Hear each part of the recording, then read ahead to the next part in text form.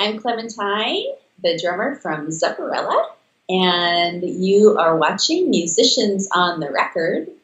David, time to hit it.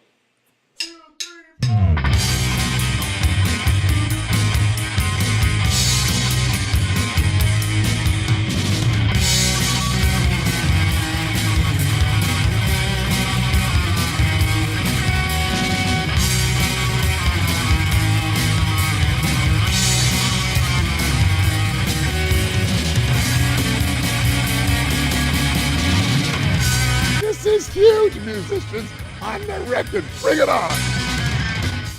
Hi, welcome to Musicians on the Record. I'm David Ward. You've heard the music, now hear their story. And I'm so happy to have on the show someone else who loves Bonham just as much as I do. We've got Clementine from Zepparella on the show. She is the drummer from the band Zepparella. Welcome, Clementine. Hi, David. Thank you. Thank you for having me on the show. Absolutely. I'm so excited to talk with you. Obviously, for those who have seen the videos and for those who haven't, just go Google it, Zepparella. You're an amazing drummer, and it's not easy to play John Bonham, Led Zeppelin music. Can we start with Zepparella and how the whole band got started? Sure.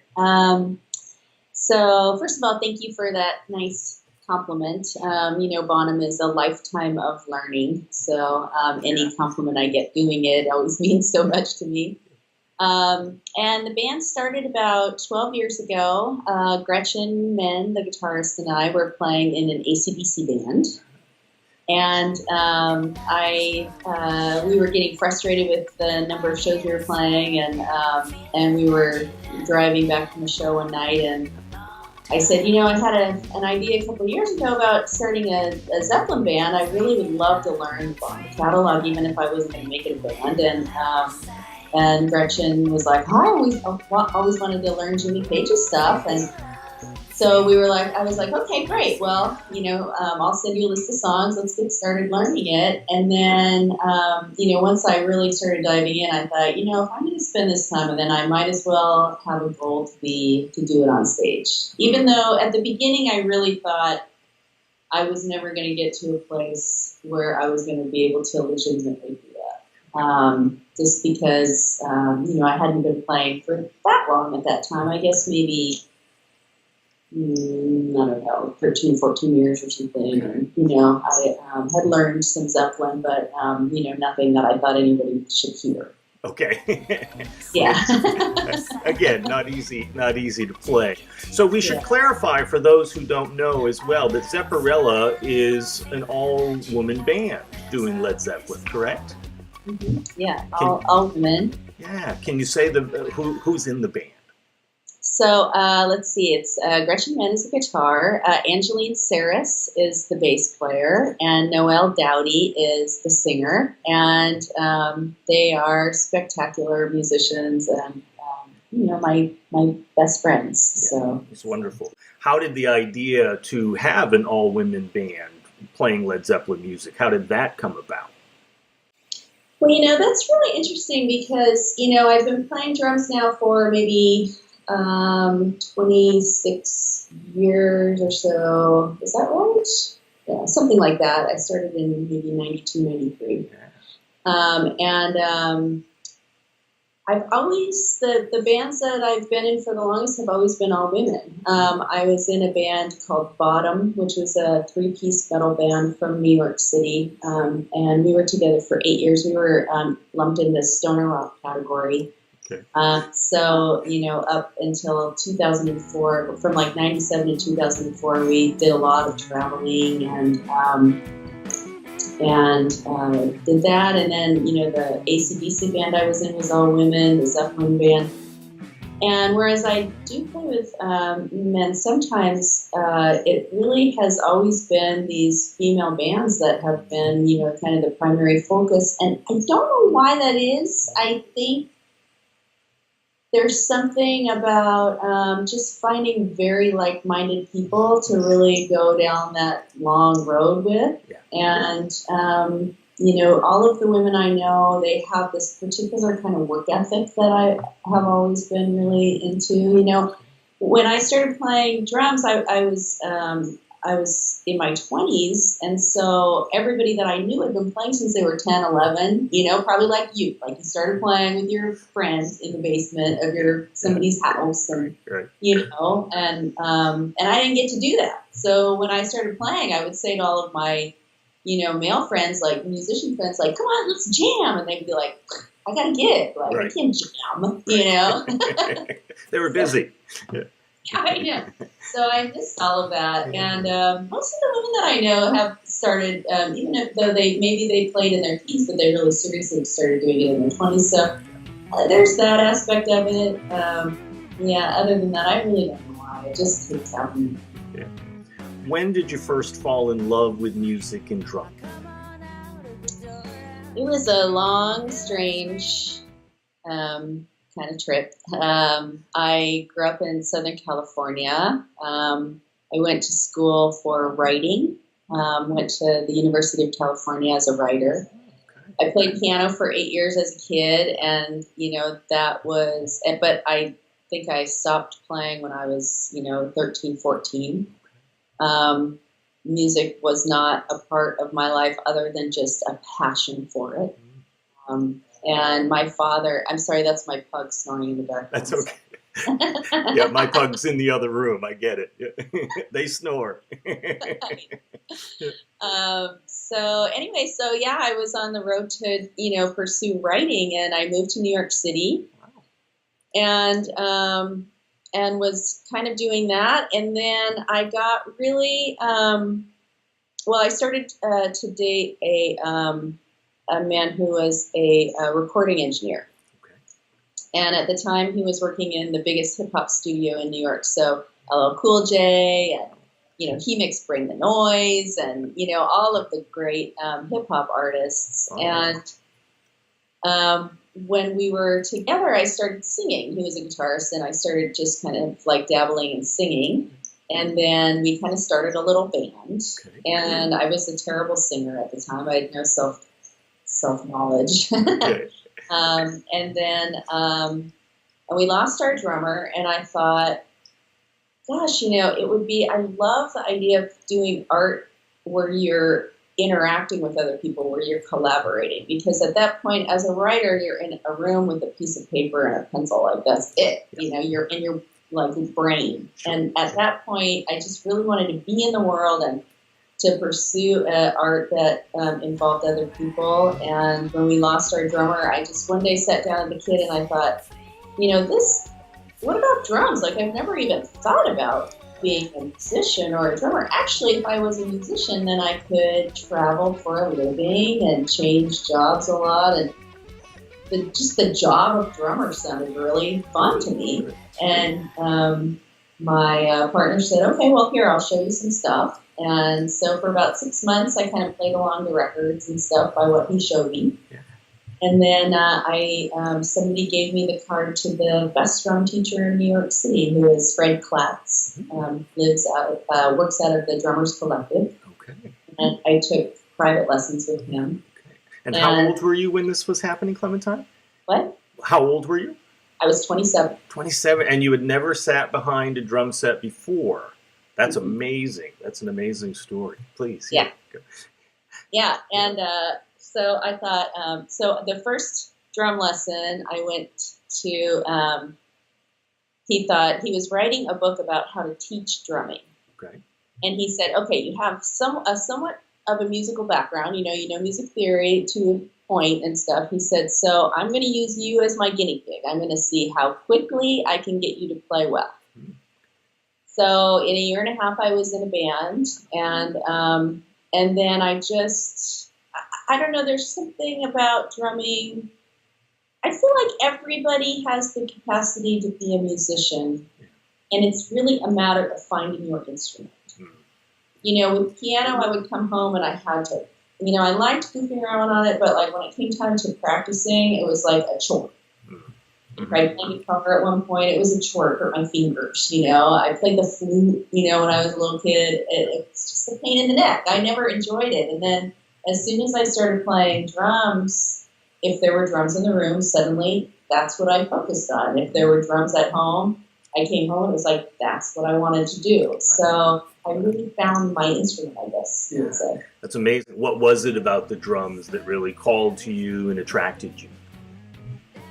I love the idea that drums are the instrument that happened before language. Mm-hmm. And this was a way of communicating even before there were words. And I feel that when I'm really in that flow state of playing, I feel that I'm communicating in a way that is without language. And I really love tapping into it. It feels I feel the weight of the history of it in a way. Yeah. Well, the original heartbeat, right? So, yeah, it's amazing. Yeah. So Fred was certainly, it's Fred, right? Yeah, Fred Klatz. Fred Klatz. Fred was certainly an instrumental teacher for you. Were there any other teachers or influences, drumming or any music-wise? Well, I guess I played drums for probably less than a year, and I went to see the Melvins in concert. Yeah. And I literally felt that something inside of my brain went, and I understood. I understood drumming in a way that I hadn't up until that point. I think Dale Crover is the best living drummer, and I love his playing, and I love the levity he brings to it, along with the amazing chops, along with the incredible creative way that he approaches his parts, and I just love his playing. And every time I feel that I've seen Dale play, something in my head twists around, and my drumming is different the next time I play. Wow. So I won't say I play like him, right. But he opens up my head. Amazing. Game-changing moment, it sounds like, for you. What changed in your drumming? What did you understand differently after seeing him? Let's see. What did I understand? I think it has to do with, well, first of all, power. You know, he's such an incredibly powerful drummer. And there's a kind of freedom that I've started to try to tap into. I think before I was probably very stiff. And after that, I started to bring my whole body into it more. Okay, amazing. And I always like to ask musicians, because even though they've made it and they're playing music professionally for a living, people are still practicing and growing, learning their craft. What are you still working on as a drummer? Well, I play in a Led Zeppelin band. I mean, there's a whole catalog of stuff I'm working on. You know, I am tormented by my right foot. You know, I can't cheat and use a double pedal, even though I love playing a double pedal. And so it's always about finding that funky thing that he's got going on with his right foot. Right. It's amazing, isn't it? Yeah. Yes, yeah. It is. Yeah, so that's my big challenge. Yeah, mine too, by the way. I still can't do, I can do some doubles, but not like Bonham, obviously. What are some of your favorite Bonham songs to play? And on the other side of the coin, what are some of the more challenging ones? Well, I can answer the challenging one right away. When I first started playing, I have a friend who's been playing for about 20 years longer than I have, and when I started the band, he told me, okay, listen, Achilles' Last Stand. I'm just going to save it. He said, just don't even try. Just give up on that one. It's like that movie where the piano guy gets that thing in his head and he goes insane, you know? Right. He's like, that's what it's like. He's like, just give it up. Right. Tough one. So, which now I think one day, you know, it's still a goal. Right. But good goal.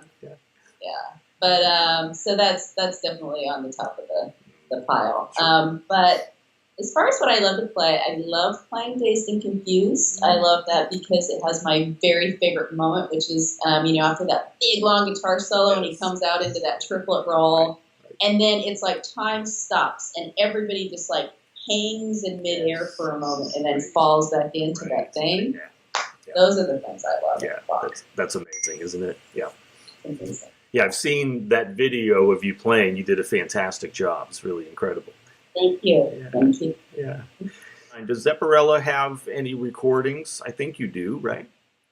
Yeah, we have two. So about 7 years ago, we went through a lineup change for bass and vocal. Okay. So with the original lineup, we have 2 albums, and the second lineup, we have 2 albums. So we have 4 total. Wow. Okay. Very cool. Can you talk about your mindset? What's different? What's similar from playing live to going into the studio and recording? Well, playing live is really with Zeppelin. You know, when you record Zeppelin in the studio, you know, you're chasing a magic that is, you know, you're sort of defeated going in. You know, I at least that's the way. Yeah, I get it. Yeah. People do it so fantastic, and Sure. you know, so it's really just about making it passable. That's how I feel in the studio. And most of our records are live records. Live records. Yeah. Okay. Yeah, great. And the name Zepparella, I'm curious, where did that come from? When I started the band, I really didn't want it to be like a typical tribute band, you know. I was always trying to find ways around that, and so my original concept was to marry the images of Barbarella, the movie, and Zeppelin, right? So that's where it came from. Yeah, that's fantastic. That's really great. It's a wonderful idea, actually. So, name it and nothing else. Right. Yeah, nice. Also, you have some solo work. Can you tell us about that? Yeah, so let's see. So because I'm a writer, about maybe 8 or 9 years ago, I started writing lyrics, and that incarnation of Zepparella recorded a record of original music where I wrote the lyrics, which I don't think has really seen the light of day. Okay. So I would like it to, but yeah. Okay. It doesn't. And then after that, then I continued to write lyrics, but I thought I think I should sing them. If I'm going to write them, I should sing them. So then I started recording with different guitarists, Gretchen Menn being one of them, and a whole bunch. Jude Gold did a song with me, and Dave Schul, who's a wonderful guitarist here. And then for the past 7 years, I've been playing with a guitarist named Justin Cockett, and we have a band called Stars Turn Me On. It's kind of changes incarnation. That's kind of Americana sounding rock stuff. Lovely. Yeah, and then I have a whole bunch of other like kind of solo projects here and there. Basically, I love to work as a drummer. I love to work with electronic drum beats and marry them to live drumming. Okay. One, because I love playing along to electronic beats. Yeah. Two, so electronic beats have certain sounds and certain things that can't happen, on acoustic instruments. Sure. And so combining the two, I think, is really interesting. And so I write lyrics from drum beat up. So I find a nice drum beat, I start singing, like kind of singing along, come up with a melody that goes over that drum beat, write the melody and the words, and then give it to a guitarist and say, okay, what will you do with this? Or sometimes I'll have like, okay, these are the chords, make it sound like this or whatever. So that's kind of my process. That's great. Wonderful creative process. And I think because do you ever also play from the keyboard or the piano? Just because you know that stuff. Mm-hmm. I'll only do that when I'm looking for it, when I need to tell them, okay, it's going to be in this key, or, this is the progression that I'm hearing. Yes. Now do it for real. Like right. Ringo Starr said that he plays guitar in E and the piano in C, and then he gives it to right. to really know what to do. Right. I'm that way. Yeah, just keep it simple. I get it. Totally get it. Yeah. Let the masters do it. Right, yeah, right. Exactly. Yeah. What have been some of the challenges and or obstacles, Clementine, for you professionally with music, whether from your solo work or with Zepparella, What are some of those difficulties or challenges that you've overcome and learned from? I think it's all my mind, really. You know, I mean, any challenge the world gives me is really, you know, it's only a challenge in that, in how I respond to the challenge. So it's really about, you know, starting so late. On one hand, it was a benefit because everybody that I ever got on stage with had played at least 10 years longer than me. And so I was always the worst one on stage. And so I was free to just do what I wanted. I didn't have to prove anything. All I had to do was keep a beat and, you know, just do Clem, you know. Right. But on the other hand, there are a lot of things I think you learn intuitively when you're a young person on an instrument that I've had to kind of learn. I think that other people just kind of take for granted. So I've had to be very thoughtful about the way that I learned how to play.